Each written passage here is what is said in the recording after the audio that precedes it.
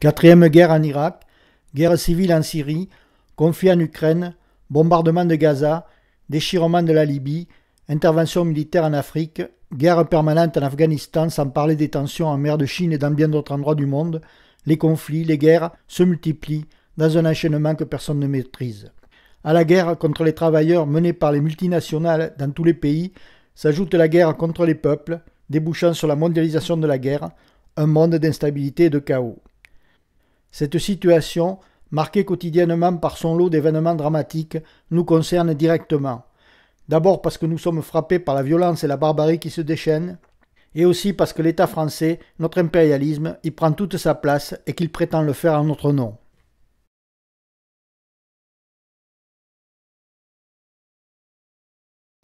Dans les années 1990-1991, de nouveaux rapports de force internationaux commencent à se mettre en place avec l'effondrement de l'URSS, la guerre du Golfe contre l'Irak, tandis qu'au cœur de l'Europe éclate la guerre de Yougoslavie. À la tête de l'impérialisme américain, George Bush père annonce alors un nouvel ordre mondial dans lequel les États-Unis, devenus de fait l'unique superpuissance mondiale, doivent redéfinir leur rôle. Nous sommes aujourd'hui face à un moment unique et extraordinaire. De ces temps troublés, un nouvel ordre mondial peut émerger. Une ère dans laquelle les nations du monde, Est et Ouest, Nord et Sud, peuvent prospérer et vivre en harmonie. Un monde où le règne du droit supplante la loi de la jungle. Et Gorbatchev confirme, au moment de sa démission de président de l'URSS, fin décembre 1991.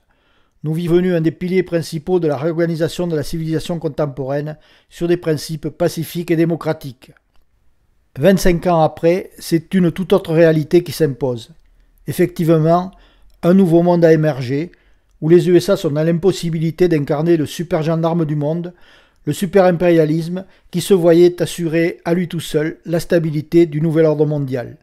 Dans le cadre de la mondialisation, la crise s'est généralisée, exacerbant la concurrence entre puissances, et cette guerre économique débouche sur la guerre tout court.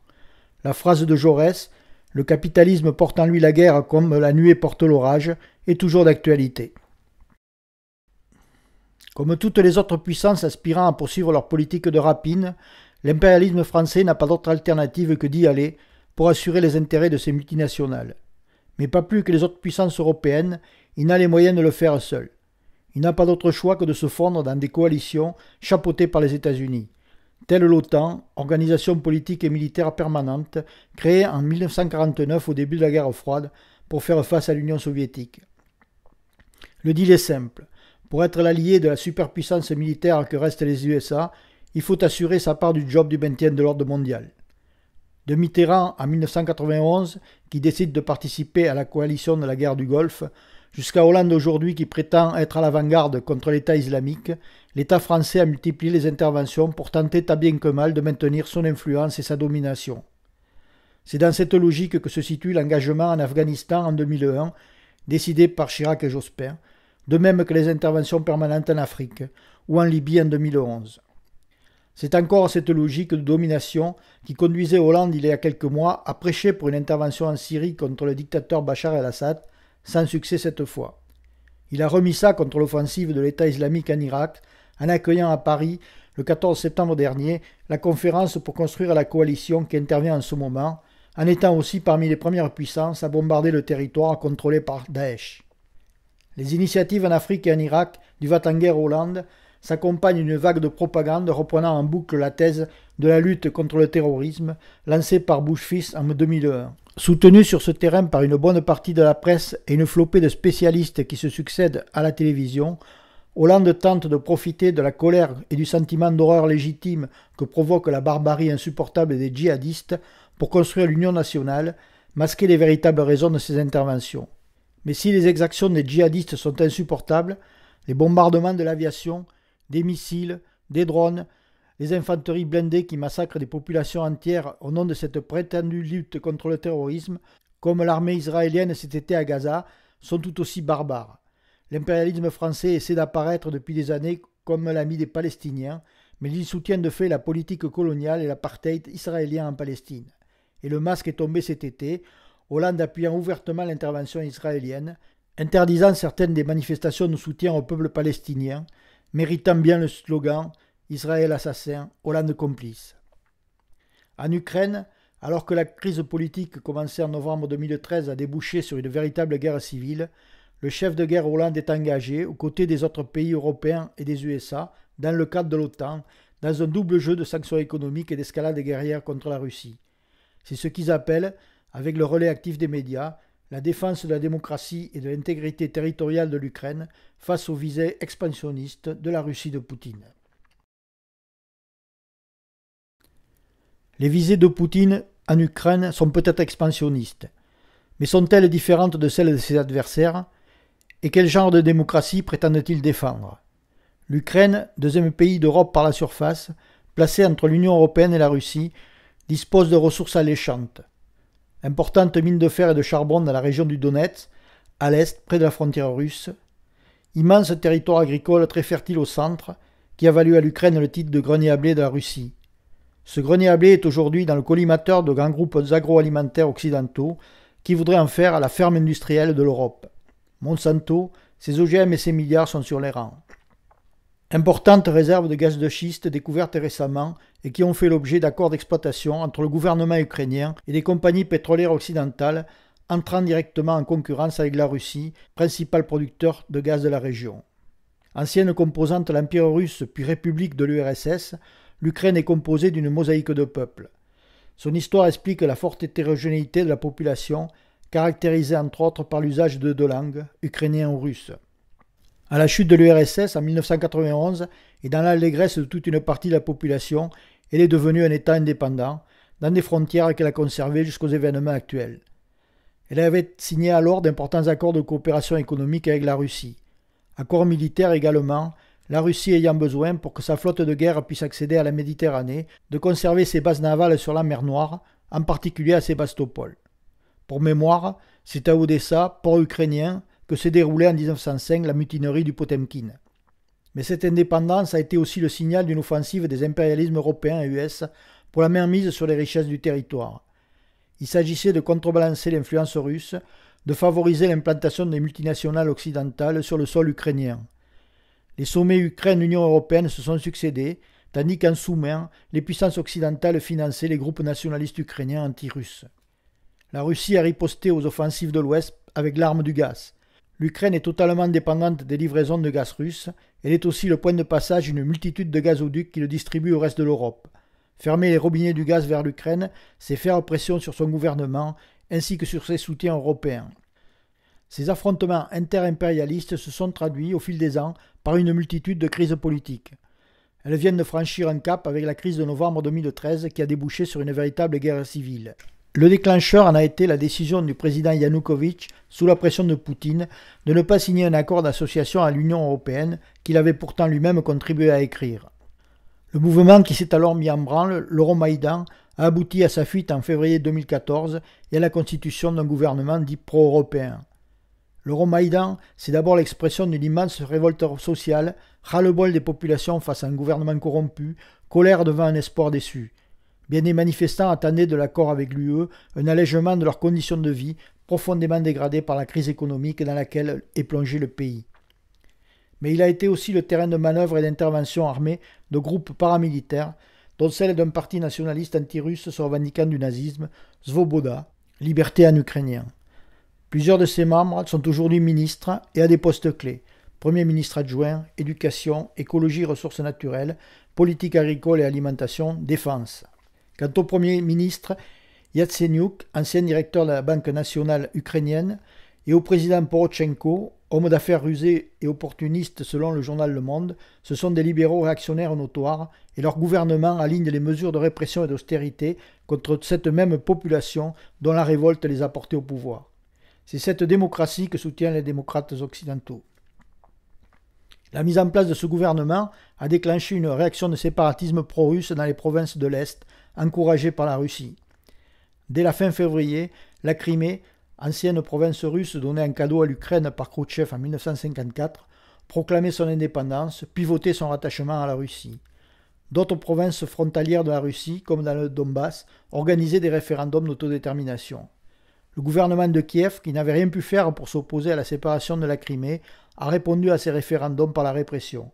la situation a tourné à la guerre civile, opposant l'armée ukrainienne aux milices de séparatistes pro-russes, soutenues militairement par la Russie.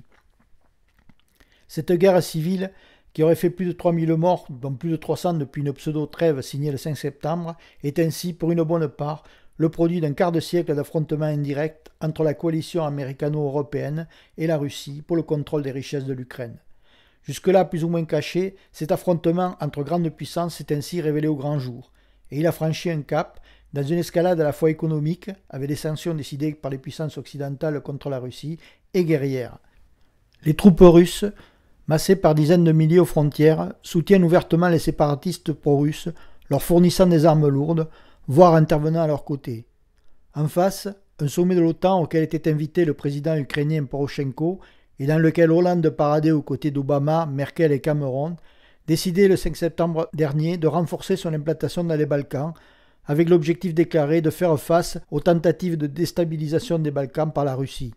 Au moment où nous réalisons ce document, Poutine semble retirer ses troupes et il devrait rencontrer Poroshenko. C'est peut-être le signe d'une trêve dans l'affrontement entre la Russie et les puissances occidentales, mais certainement pas la fin de l'escalade dans la guerre économique et militaire qu'aucun des protagonistes n'est en mesure de maîtriser. Les interventions françaises actuelles au Mali et en Centrafrique s'inscrivent dans la continuité d'une politique inaugurée au début des années 1960 avec l'indépendance des colonies africaines. Vaincu en Indochine, incapable de maintenir sa domination dans le Maghreb, l'impérialisme français, via De Gaulle, avait alors essayé de sauver les meubles en assortissant l'indépendance d'accords de coopération économique et militaire.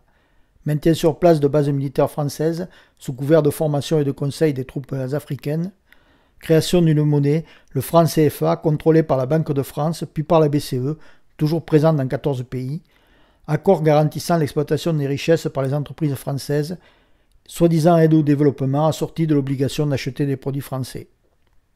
Cette mainmise maintenue par l'impérialisme français sur ses anciennes colonies, c'est la France-Afrique, un système directement piloté par la présidence de la République, avec ses barbouzes et ses conseillers auprès des chefs d'État africains, pour garantir aux entreprises françaises la continuité du pillage. À ce jeu, tous les coups sont permis. Corruption des dirigeants politiques à grande échelle, comme l'a révélé l'affaire Elf en 1994, manœuvre pour faire pression sur les gouvernements récalcitrants en fomentant et soutenant des rébellions, avec des conséquences terribles pour les populations, comme le génocide du Rwanda en 1994. À quoi il faut ajouter une multitude d'interventions militaires directes sous des prétextes divers. Évacuation des étrangers à la suite des violences, intervention visant à soutenir le pouvoir, intervention humanitaire ou de maintien de la paix. Aujourd'hui, c'est au nom de la protection des populations maliennes contre les djihadistes du Sahel que les troupes françaises interviennent au Mali depuis janvier 2013. En Centrafrique, c'est au nom du soutien du pouvoir du président Bozizé face à la menace de la rébellion Séléka qu'elles interviennent depuis décembre 2013, et tant pis si leur protégé a dû quitter la place en septembre dernier. Hollande, qui s'était pourtant vanté d'y mettre un terme, assume parfaitement cette continuité de la politique france-africaine. Le contexte a cependant beaucoup évolué depuis ses débuts. Il n'y a pas si longtemps, Areva avait le quasi-monopole de l'exploitation de l'uranium du Niger. Comme on le voit sur cette carte des concessions, elle doit partager aujourd'hui le pactole avec une multitude de concurrents. En Afrique comme ailleurs, avec la mondialisation de l'économie, l'ouverture des marchés, il est devenu impossible à l'impérialisme français de maintenir son monopole de l'exploitation sur son ancien précaré. Il n'a pas d'autre solution que de faire face à la concurrence que lui font les autres puissances, États-Unis, autres pays européens, Japon, Russie, Chine, Inde, Brésil. Cela impose de nouvelles stratégies aux entreprises, contraintes de négocier directement leurs accords de concession avec les dirigeants locaux, comme l'illustre ce numéro de duettiste entre Bolloré et Gbagbo en 2008. Laurent Gbagbo a dit non à la France, mais pas aux grandes sociétés françaises. Le 3e pont d'Abidjan, d'abord promis aux Chinois, reviendra finalement à l'entreprise Bouygues, qui gère déjà dans ce pays l'eau et l'électricité. On les appelle les BNB, Bouygues et Bolloré. Monsieur Vincent Bolloré. Le 3 avril 2008, Vincent Bolloré est décoré de l'Ordre national du mérite par le président Gbagbo. L'industriel français vient d'obtenir la concession du port d'Abidjan.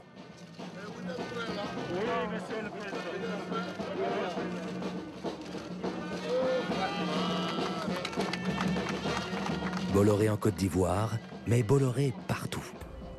L'industriel a bâti un véritable empire en Afrique, où il détient le pouvoir sur l'essentiel des infrastructures de transport, des matières premières et des marchandises. Il possède en particulier la gestion de la plupart des terminaux portuaires des pays du Golfe de Guinée. Je suis fier de pouvoir montrer par des ouvrages comme celui que vous voyez cet après-midi aux autres investisseurs internationaux combien il est facile de réussir dans ce pays et qu'eux aussi doivent venir nous rejoindre pour faire de belles réalisations. Bien sûr, vous êtes des hommes d'affaires. On fait du gagnant-gagnant. Win-win. Hein? Quand vous investissez, c'est parce que vous gagnez. Mais moi, je suis content parce que je gagne aussi. Hein? Parce que la Côte d'Ivoire, je gagne aussi. En novembre 2010, des élections sous contrôle de l'ONU voient la victoire d'Alassane Ouattara. Mais cela ne change rien à l'instauration de cette nouvelle France-Afrique. Désormais, les capitaines d'industrie sont en prise directe avec des chefs d'État africains devenus rétifs aux ordres de Paris. Mais pour autant, Bouygues, Bolloré, Total, Areva, EDF continuent d'avoir besoin du soutien du pouvoir politique français pour mener leurs affaires en Afrique. Les grands patrons français, Bouygues, Bolloré, Areva, Vinci et les autres, ont donc toujours besoin de l'intervention de leur État pour les soutenir dans la double guerre qu'ils mènent, guerre contre les peuples pour maintenir leur asservissement, guerre contre leurs concurrents impérialistes. Et c'est pourquoi Hollande utilise ce qui reste d'influence politique et d'implantation militaire en Afrique pour tenter de garder la main. Il revendique la légitimité de ces interventions en se couvrant des mandats de l'ONU et se pose en représentant de la coalition des impérialismes occidentaux, partenaires obligés bien que concurrents. Il se débrouille pour associer à ces opérations des troupes africaines alliées qui, placées en première ligne sous un casque bleu, sont les principales victimes des combats. Une quinzaine de soldats africains viennent de mourir en moins de mois au Mali, suite à des attaques de ces djihadistes que Hollande et Le Drian nous disaient avoir vaincus. Ils sont l'illustration macabre de la spirale guerrière dans laquelle l'impérialisme est entraîné par sa propre logique. L'intervention de mars 2011 en Libye, menée par Sarkozy pour soi-disant sauver du massacre des populations insurgées et renverser le dictateur Kadhafi, un ami de la veille, en réalité pour stopper la révolution populaire en cours, est une illustration sinistre de cette fuite en avant. La chute de Kadhafi a eu pour conséquence la dissémination de toute une partie de l'arsenal libyen et la disparition de toute trace d'État dans le sud du pays. Cet arsenal arme aujourd'hui les djihadistes du Sahel, qui trouvent au sud de la Libye les bases arrières leur permettant de poursuivre leurs actions militaires. Face à cela, le pompier pyromane Hollande et son ministre Le Drian n'ont pas d'autre solution à proposer qu'une nouvelle intervention en Libye, un pas de plus dans l'escalade militaire. En Irak, c'est cette même folie des pompiers pyromanes qui conduit aujourd'hui à une quatrième guerre en 34 ans. L'enjeu principal de ces guerres est incontestablement le contrôle des ressources pétrolières gigantesques de la région. C'est aussi le maintien de l'ordre indispensable pour pouvoir exploiter les gisements. Depuis le début des conquêtes impérialistes au XIXe siècle, le Moyen-Orient est l'enjeu de conflits entre grandes puissances. Et les frontières actuelles sont en réalité le résultat des tripatouillages interimpérialistes issus des rapports de force établis à la fin de 14-18, le fameux traité de Versailles, où les vainqueurs s'étaient repartagés des territoires entiers au mépris des populations qui y vivaient. Au cours des années 70 et 80, les grandes puissances ont coopéré avec Saddam Hussein, un dictateur qu'elles estimaient suffisamment fort et servile pour assurer l'ordre localement. Elles avaient besoin d'un relais dans le monde arabe, ne pouvant compter uniquement sur l'État d'Israël pour cette fonction. Mais quand le serviteur a pris des initiatives inacceptables pour elles, comme l'occupation du Koweït en août 1990, elles se sont retournées contre lui. Il n'était pas question de laisser faire la démonstration qu'une puissance locale pouvait impunément imposer son ordre dans une région du monde aussi vitale. En janvier 1991, une première guerre menée par une coalition de 34 pays, dont la France, oblige Hussein à retirer ses troupes du Koweït. Le conflit fait 100 000 victimes côté irakien et 240 côté coalition. Après cette tempête du désert, un embargo est ensuite imposé à l'Irak qui fera bien plus de victimes. Saddam Hussein, resté au pouvoir, durcit sa dictature, encourage les conflits entre communautés chiites, sunnites, kurdes et organise lui-même de véritables massacres. En 2001, suite aux monstrueux attentats du 11 septembre, les néoconservateurs à la tête des USA, avec George Bush fils, définissent une nouvelle doctrine tout aussi monstrueuse, le choc des civilisations, le bien contre l'axe du mal, avec pour moyen la guerre sans limite et le chaos destructeur. Ce sont leurs expressions pour asseoir la domination des USA sur l'ensemble du monde. Ils décident que l'Irak est un élément clé de l'axe du mal et ils engagent une nouvelle guerre en 2003 pour renverser Saddam Hussein. L'objectif est facilement atteint, mais laissera le pays ravagé par les guerres et l'embargo, avec des tensions exacerbées par la misère, les souffrances de toute la population et l'oppression des minorités. Ce qui conduit tout droit à la catastrophe actuelle. Après le renversement de Saddam Hussein, aucun pouvoir n'arrive à instaurer une quelconque stabilité. Les gouvernements élus, liés à des communautés, sont combattus par les autres communautés. Les attentats et les situations de guérilla n'ont jamais vraiment cessé. C'est dans ce contexte d'instabilité générale que commence en 2010 le retrait des forces armées britanniques et américaines. Elle s'achève en 2011 et de fait laisse place à une aggravation de la crise politique et aux affrontements entre cliques concurrentes pour le pouvoir. En cette année 2011, cherchant à masquer l'échec total de l'intervention américaine en Irak, Obama, qui avait été élu contre la politique de Bush, assume en réalité sa continuité. Il déclare lors de la cérémonie du 10e anniversaire des attentats: « Nous avons pris le dessus sur Al-Qaïda comme jamais auparavant. Au cours des 2 dernières années, plus de chefs d'Al-Qaïda ont été éliminés que jamais depuis le 11 septembre. Et grâce au courage et au talent de nos forces, justice a été faite avec la mort d'Oussama Ben Laden. » Ces rodomontades ne pouvaient cacher qu'en Irak, toutes les conditions d'une nouvelle catastrophe s'étaient mises en place. L'État islamique est une de ces cliques qui ont prospéré dans le chaos.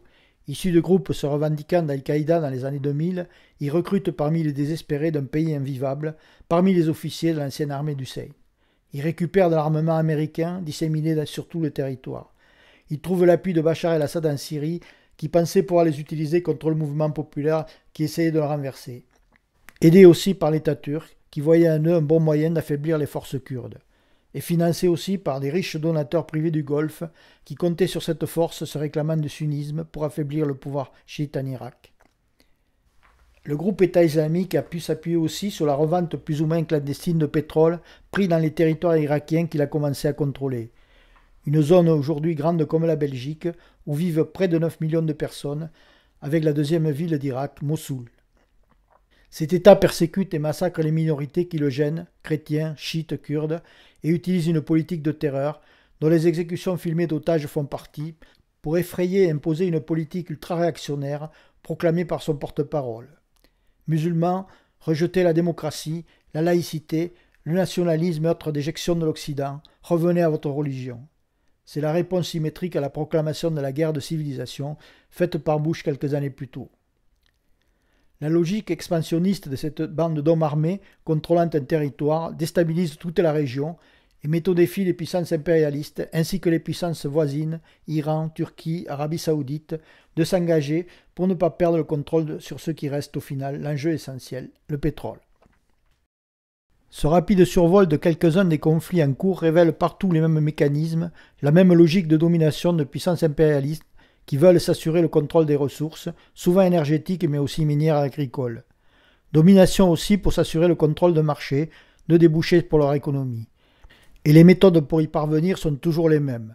Accords, corruption, pression politique, instrumentalisation des oppositions existant au sein des populations, qu'elles soient ethniques ou religieuses, jusqu'à fomenter et financer des rébellions armées, et puis, s'il le faut, menaces d'intervention militaire, intervention militaire directe.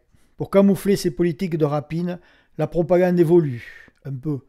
Défense des droits de l'homme et de l'ONU en 1991, lutte contre le terrorisme en 2001, lutte contre la barbarie djihadiste aujourd'hui.